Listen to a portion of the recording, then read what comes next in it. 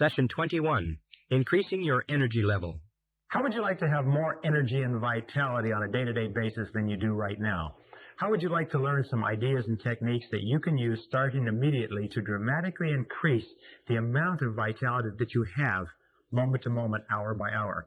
Well, I've been studying health and energy for many years now, and in this session, I'm going to give you 7 keys to having far more health, having far more vitality, and all it requires from you are the 5 Ds. Number 1 is desire. Number 2 is definition. Define clearly what you want. Number 3 is decision. Make a decision that you're going to engage in the health habits necessary to raise your energy levels. Number 4 is determination, the ability to stick at it long enough. And number 5 is discipline, the ability to discipline yourself to do what you know you should do to improve your health, whether you feel like it or not, until it becomes a new habit. Now, there's probably no place in all of this discussion where the law of correspondence is more true, in that your external body, your physical world, is a direct reflection of what is going on inside. The law of cause and effect says that the cause of the effects you experience in your life are what you put into your body, and of course what you put into your mind, and of course the law of habit. People are healthy because they develop health habits. People are unhealthy primarily because they have unhealthy habits, especially with regard to their physical behaviors and their ways of thinking. The human body is created and built to last 100 to 120 years. A good lot of research that's coming out now shows that it's possible to expand the lifespan to as much as 130 years, looking at experiments that have been done in longevity. We'll talk about these in just a second. The average life expectancy in America and Canada today is about 74.9 years. That means that 50% of the population or more die below that, some at 50, 55, 60, and so on, and half of them die over that. Your goal must be, right now, desire, definition, determination to live to be at least 80 plus. Now, once you set a goal of living to be over 80 years old, then you have to look at every single thing that you do on a day-to-day basis. What you eat and drink in the morning, mid-morning, noon, mid-afternoon, evening, and so on, what you do to your body, how you sleep, exercise, and ask yourself this question: is this moving me toward living to be 80 or more, or is it moving me away? And remember, with regard to your health, everything counts. Our body is a wonderful, wonderful machine. It generates energy. It is an energy-producing organism, and it will generate energy in abundance, and it has a natural bias toward health. Wonderfully enough, if you just stop doing some of the things that you're doing, your body will naturally move toward becoming healthier. It has a natural bias. You don't have to think about it or program or do anything special to be healthy. All you have to do is stop doing the things, what we call incorrect operation. Just the same as a machine that's built to last 100 years, but as a result of incorrect operation and improper maintenance, it breaks down long before it's time. And we're going to talk in this session about some of the things that we have found. Tens of thousands, hundreds of thousands of hours of research in leading universities have concluded that the keys to high levels of energy and vitality, and by the way, health equals energy. You can measure just how well you're doing physically at almost any time by your energy levels. And we know that, and today in America and today in Canada, everybody is concerned about low levels of energy. So here's 7 things you can do. 7 very, very simple, not easy, but simple things that you can do to dramatically increase your levels of energy, starting literally the minute you begin. Number 1, top of the list is proper weight. Proper weight is central to high levels of health and energy. Why is that? Well, there's 2 reasons. One physical, one psychological. If you are overweight, you put a tremendous tax on your heart. You put a tremendous tax on your organs. You put a tremendous tax on your muscles. If you've ever climbed up a set of stairs, you know how hard it is to climb up a set of stairs? Now think of climbing up a set of stairs with suitcases, and imagine how much overweight some people are. It's like climbing up stairs or walking around with suitcases that weigh those extra pounds. The strain on the body is imperceptible, but it's tremendous, and it tires you out. The second thing is that it is, in many cases, depressing to be overweight in a world that where everyone is thin, where thinness is on all the magazine covers and newspapers and television and movies and so on. When we see other people who are thin, when we look around us in the world and we feel that we're overweight, it causes us actually psychological depression, which is fatiguing. So how do you get to proper weight? Very simple. Visualize and affirm. Visualize and affirm. First of all, if you have a desire to get thin, make a decision, be determined, practice discipline, and then visualize and affirm your ideal weight over and over again until you reprogram your self-concept at a lower level. Remember, thin is in and stout is out. Number 2 is proper diet. Now, a lot of work has been done lately amongst Olympic athletes. A lot of work has been done in researching the diets of the people who have the most energy and vitality, and they've come up with 3 clues, 3 keys, depending upon what you eat. Number 1 is lots of variety. Is try to vary your diet so you eat a lot of different things rather than a few things, because if you eat a lot of different things, chances are you'll get all the trace vitamins and trace minerals that you require for high levels of energy, though not all, as we'll talk about in a second. Number 2 is lean source protein. Lean source protein means protein from a variety of sources like soybeans, fish, lean meats and so on, rather than fatty meats and fatty sources. Lean source protein, you need about 15% protein in your diet. So whatever you eat on a day-to-day basis, anything more than 15% is probably in excess of your body's requirements. Number 3 is fiber-based carbohydrates. Fiber-based carbohydrates are fruits and vegetables. Fiber-based carbohydrates, you need about 75%. Fruits, vegetables, cereals, grains, and so on. 75% carbohydrates, because carbohydrates are the fuel that your body burns on a day-to-day basis. Also pasta, spaghetti, salads, and so on. If you eat 75% carbohydrates, you will very seldom gain weight. And of course, in addition to that, you need about 10% fats, but not more than 10% fats. Any more than 10% fats, 15% proteins, you tend to store it on and pack it on, and it's very, very hard to get off. And number 4 is lots of water. You need lots of water. According to the best research, about 64 ounces per day, which means about 8-ounce glasses per day. Just drink water on a regular basis. When you go to the drinking fountain, drink a glass of water rather than a slurp of water, if you like. These are the keys to proper diet. And finally, with regard to proper diet, under-eating without undernourishment.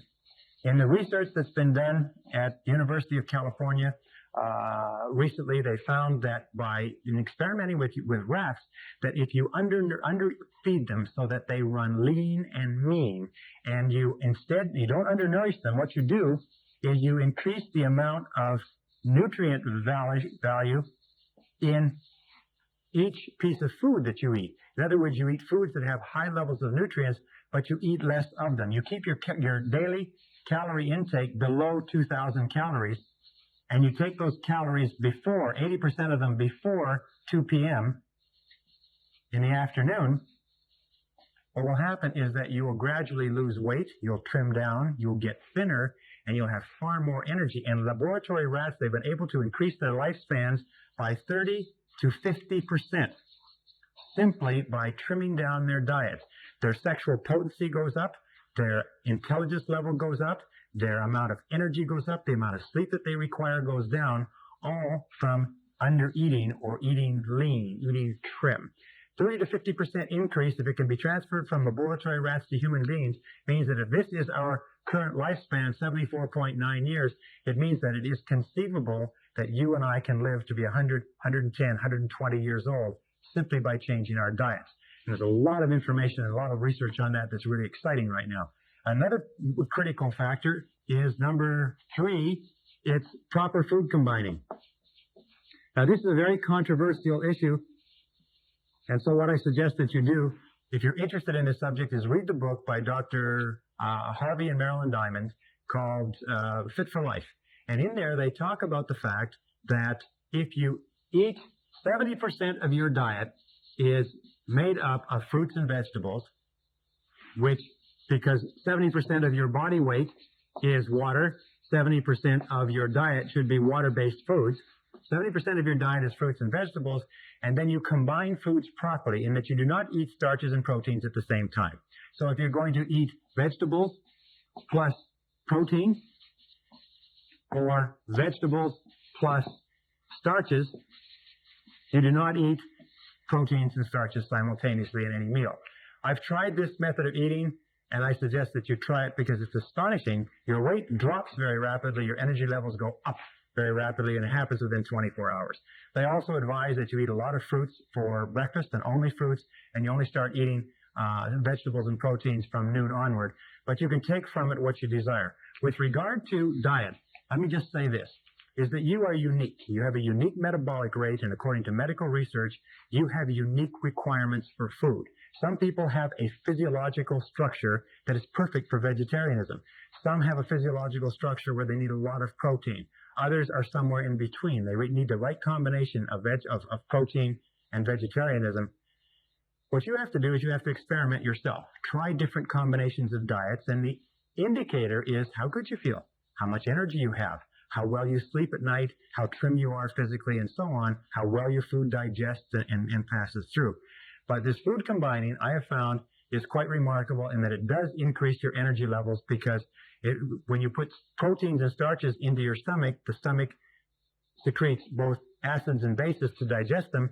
The acids and bases neutralize each other. The proteins and starches do not get broken down, and they move into the digestive system as a large undigested lump, and the digestive system takes all the blood from the muscles and the brain to the digestive system to try to break down this lump. That's why you get drowsy after a big meal. That's why you get drowsy in the afternoon, is that all of your body's energy is trying to digest this food. And remember, the major source of energy drain in your body is digestion. Digestion uses more energy than anything else. So if you can decrease the amount of energy that is consumed in digestion, you can increase the amount of energy that you have available for other things. Let me go back here. There's 3 poisons that's critical to eliminate from your diet. We call them the 3 white poisons. The 3 white poisons, which are in almost every house, are sugar, white sugar, also honey, brown sugar, molasses, and so on, flour, white flour, which is an inert substance from which all food value has been removed, and salt. The average American or Canadian requires no extra sugar in their diet, but consumes 135 pounds per year. One of the major sources or causes of diabetes, which is rapidly becoming one of the major causes of premature death. White flour products have no food value in them at all. And salt, the average North American requires 2 pounds per year total in their diet of salt. The average North American consumes 20 pounds. Just decreasing the amount of salt that you take in and increasing the amount of water will wash out an enormous amount of salt, will decrease the amount of fluid that your body requires to hold the salt in suspension. And many people who stopped taking salt and started drinking water have dropped as much as 5 pounds in a matter of 3 or 4 days. So if you are overweight, if you have a lot of water retention, eliminate extra salt from your diet. Okay, number 4. Let's go back to number 4. Number 4 is eliminate, or let us say no smoking, and moderate alcohol consumption. Of all the things that you can do voluntarily to your body, smoking is the worst. In fact, according to all the medical research, there's something like 32 different diseases, all the way up to and including arteriosclerosis and lung cancer. Lung cancer is rapidly becoming the number 2 killer in the Western world today, and women are now dying at exactly the same rate as men with lung cancer. If there's anything that you could cut out of your lifestyle that would help you physically more than smoking, nobody knows what it is. 32 different diseases. So eliminate smoking. How do you eliminate smoking? You start visualizing and thinking about yourself as a non-smoker. Start affirming. I'm a non-smoker. I'm a non-smoker. I'm a non-smoker. I'm a non-smoker. And begin visualizing yourself as a non-smoker. At a certain period of time, you will lose your taste for smoking.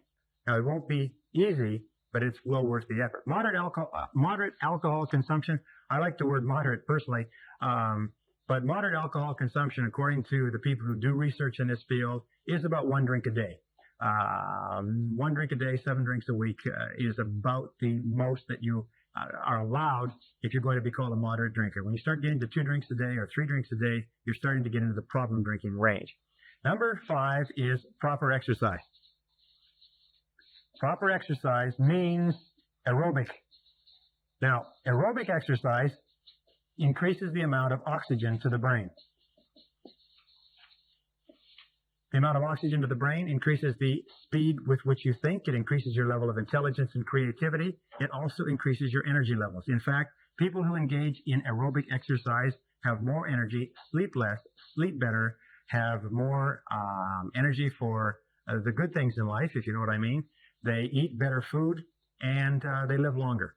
And they're also smarter and more creative. Now, the keys to aerobic exercise, the best aerobic exercises are cross-country skiing is the best of all, followed by swimming, followed by running, followed by cycling, followed by walking. So no matter what physical condition you're in, you can do one of the top 5, even if it's just walking. If you're going to do a vigorous aerobic exercise, what you do is you practice what is called LSD, long, slow distance.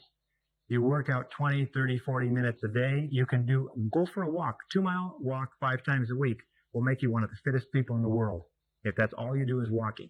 If you want to run, what you need to do is you need to sustain a high level of heart rate for 20 minutes, 3 times weekly.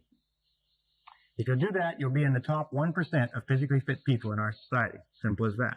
Now, people sometimes say, well, I don't have time to engage in physical exercise. I don't have time to run. I don't have time to walk. I don't have time to swim.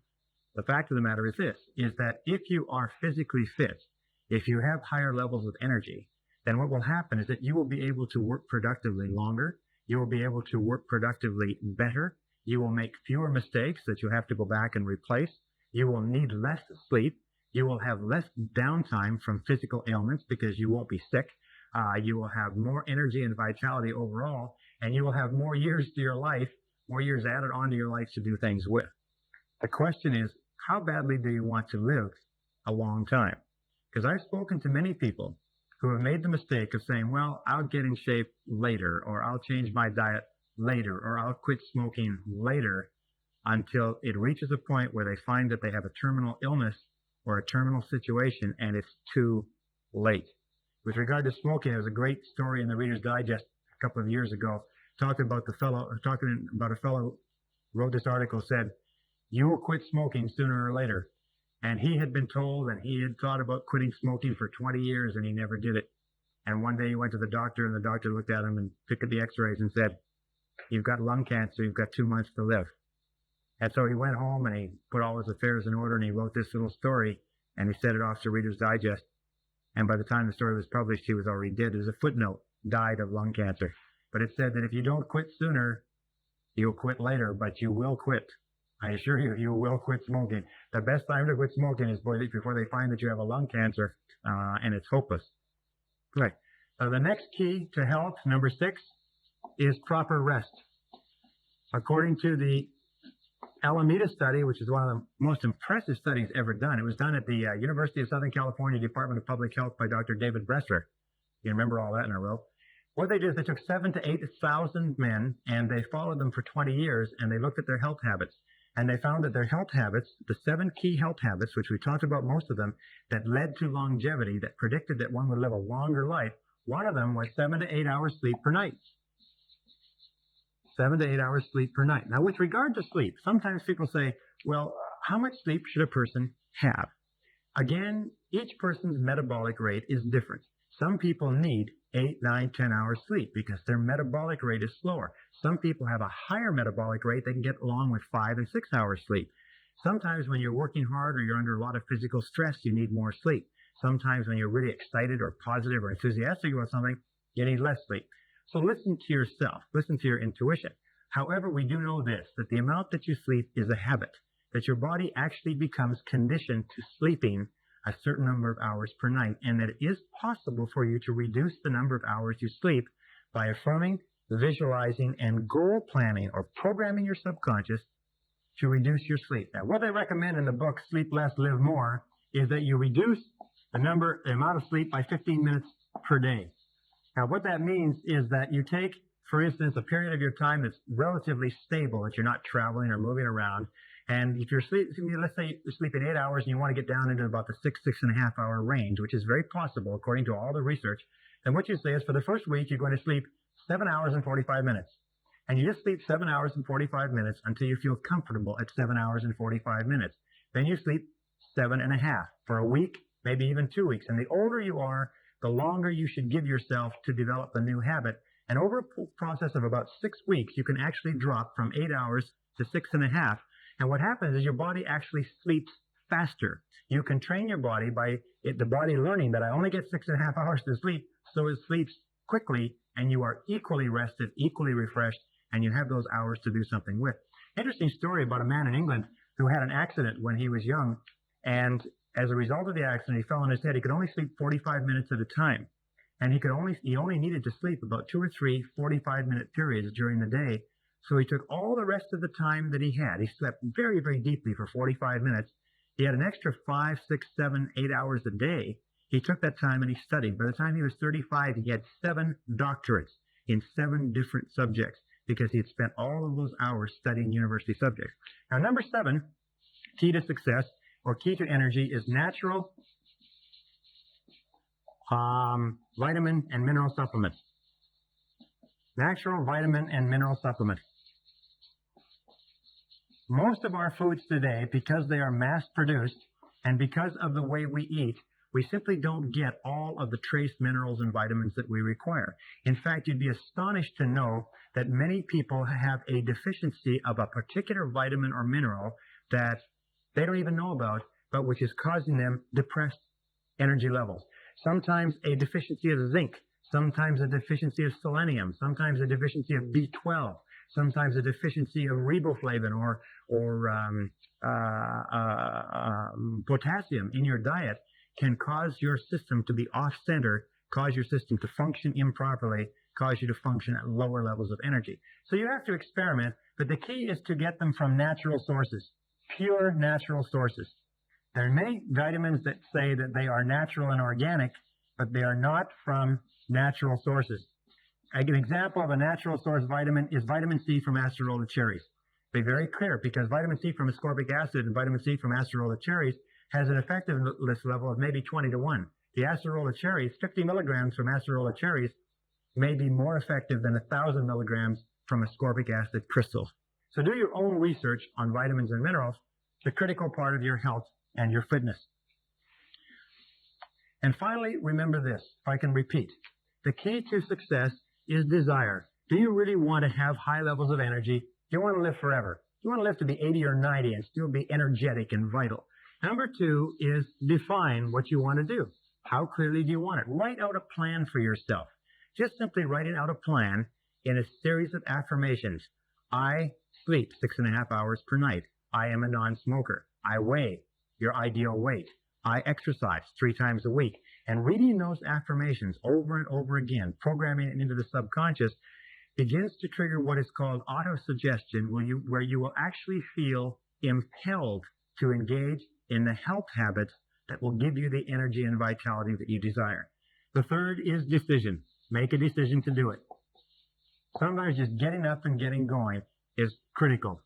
Fourth is determination. It's very, very hard to change. When we talked about the law of habits, it's very hard to change old habits. But if you can develop new positive habits that lead to high levels of energy and vitality, they will serve you all your life. And finally, here's the most difficult of all, the discipline.